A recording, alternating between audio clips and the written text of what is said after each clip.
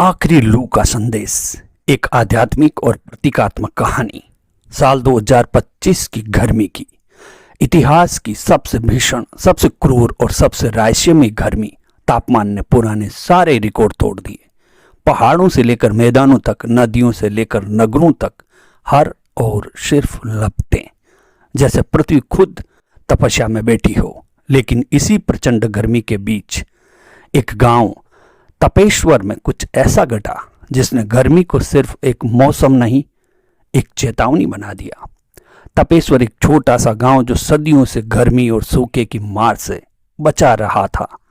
कहते हैं वहां एक प्राचीन कुआं था जिसे शांति नाभि कहा जाता था। मान्यता थी कि जब संसार की गर्मी अपनी चरम सीमा पर होगी तब यह कुआं कोई रहस्य खोलेगा। गांव के बुजुर्ग गंगाधर बाबा कहा करते थे, जब गर्मी सांस लेना भी हराम कर दे, जब सूरज लाल नहीं काला लगे, समझ लेना परिवर्तन की आहट है। जून की वो रात जब हवा बिल्कुल बंद थी, आसमान अंगारे जैसा दिख रहा था, बिजली नहीं, कोई पक्षी नहीं और ना ही कोई पेड़ हिल रहा था। गांव के लोग घरों में बंद थे, लेकिन तभी शांति नाभि कुएं से एक नाद उठा, जैसे किसी ने गहराई से शंख फूंका हो।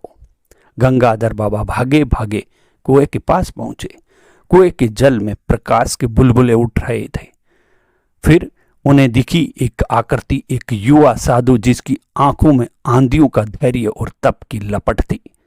उसने कहा, गर्मी अब विदा लेने को है, पर यह विदाई एक चिन्ह है कि प्रकृति सहन की सीमा पार कर चुकी है। अब जो आएगा वह शीतल हवा नहीं, जागृति का तूफान होगा।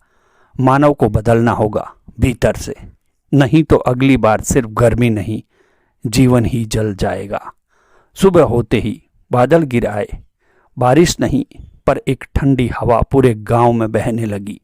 लोगों ने देखा, गांव के पास अब एक पत्थर पर एक वाक्य खुदा था, जब अग्नि चेतावनी दे और मानव ना बदले तब परले ही गुरु बनता है।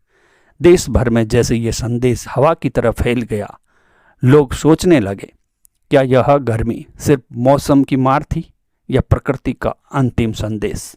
तपेश्वर का कुआं अब बंद कर दिया गया, लेकिन वहाँ हर वर्ष लोग आते हैं और गर्मी के दिनों में उस पत्थर को छूकर अपने भीतर कुछ बदलने की कोशिश करते हैं, क्योंकि आखिरी लू सिर्फ ताप नहीं लाई थी, वो एक चेतावनी थी कि अगला बदलाव बाहर नहीं, भीतर से होगा।